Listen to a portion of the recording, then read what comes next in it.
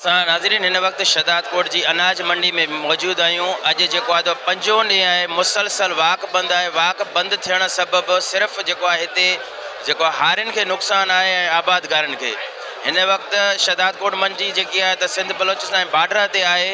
हिन ते रोज़ लखे मण जेको आहे त सारियूं अचनि थियूं। हिन वक़्तु असांजो वकील अॻवान मौजूदु आहे जंहिं कल्ह आबादगारनि खे पंहिंजे पेज तां जेको आछ इहा कई आहे त तव्हां अचो टेबल टॉक्स कयो ऐं क़ुर ते वेही हक़ ते तव्हां पाण फ़ैसिलो कयो जो इहा मंडी कटौती सही आहे शरीयत मुताबिक़। त वकील हज़रात मां इहा तव्हांखे ॾियण लाइ तयारु आहे। अचो त हुन सां ॻाल्हि ॿोल कयूं था।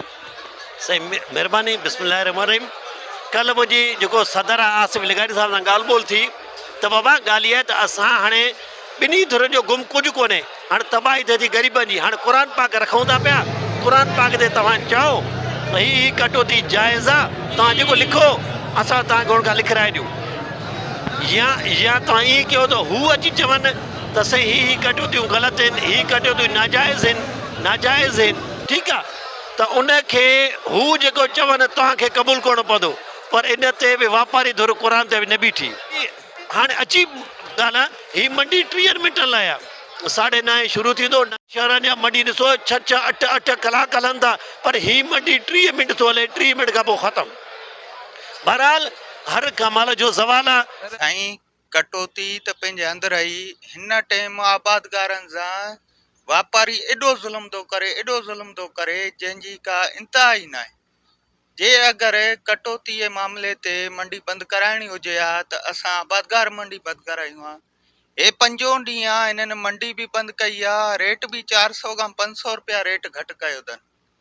उन खां अलावा हे जेतिरियूं हिननि जूं नाइंसाफ़ियूं आहिनि सभु इवन DC साहब जो जेको आदिल आयल आहे DC साहब आदिल खे बि ओबे नथा कनि, AC खे ओबे नथा कनि। त जीअं असांजी अगरि इहे नाइंसाफ़ियूं हलंदियूं रहियूं त असां कणिक बि न कंदासीं अॻिते हली। असां कणिक वठण जे लाइ आबादगार परेशान आहिनि, ॿिज वठण जे लाइ कणिक जो परेशान आहिनि, भाण वठण जे लाइ परेशान आहिनि। हारी तबिको वञे त वञे काॾे। हिन रुलंदा दार अथनि ॿार बच्चा। वरी वेतर उन्हनि जो अन्न जेको आहे त मंडी खणी था अचनि त उनजो रेट नथो थिए। रेट बि न थिए त उहे डबल ख़र्चा वापसी करे कीअं खणी वञनि। असांजो रद अमल मरकज़ी क़यादत सां बि राब्तो थियो आहे। असांजो रद अमल हिन टाइम इहो आहे त DC साहब जे अॻु धरणो हणंदासीं। DC साहब अगरि ओबे नथो करे हिन शइ खे त असां कमिश्नर ऑफिस जे साम्हूं बि धरणो हणंदासीं। हिन टाइम हालात न आहिनि साईं। हिन टाइम 23 नवंबर थी वई आहे। सीज़न असांजी ख़तमु थियण वारी आहे सारनि जी। वरी बि हिननि जूं नाइंसाफ़ियूं अञा नथियूं कुटनि। महीनो थी वियो आहे लेथल निकिते। 22 अक्टूबर पोएं ते लेथल निकितो आहे DC साहब जो। उहो अञा ताईं ओबे न थियो आहे। वरी अञा चवनि था त असां एसियुनि खे पावर ॾियूं था। उहे AC जेको आहे त मिल मालिकान जी मिलनि ते वञी करे ताला बि हणी था सघनि। उहो अञा कॾहिं इम्प्लीमेंट। असल में ॻाल्हि इहा आहे त शहदादकोट मंडी जो असरु हे जेको असांजो टैक्स मिल हुई न हे उन जहिड़ो करणु चाहिनि था। 5 माण्हू 7 माण्हू गॾिजी करे 50,000 माण्हू जो जेको आहे न नुक़सानु था कनि। ऐं मंडी बंदि थियण में हिन जो 400-500 रुपया लॉस आहे। जे मंडी खुलियल हुजे त अॼु रेट हिन जो सारी 4,000 जो हुजणु घुरिजे आहे। वॾो नुक़सानु आबादगार जो। जेकॾहिं मॉइस्चर न हुजे त कटौती असां बि न ॾींदासीं न।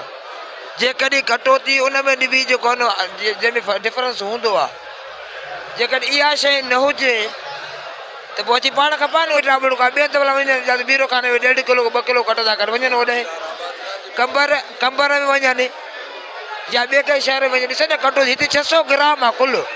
600 ग्राम तव्हां को बि ट्रैक्टर भरे वरी मोटाए लाहे भरींदो न तव्हांजो 2 मण 2.5 मण खुटंदो कुल ई न। त टेक्सटाइल मिल जहिड़ो होशियारु थींदो। जीअं मिल तबाह कयूं न इहे शहदादकोट मंडी बि तबाह कंदा। असां रिक्वेस्ट था कयूं ॿिन्हिनि धुरनि खे त महिरबानी करे मंडी वाह खोलायो। मंडी वाह ओपन थियण सां त रेट वधंदो। सभिनि जी भलाई इन में आहे। महिरबानी। गुलज़ार अहमद चांडियो, कोशिश डिजिटल शहदाद।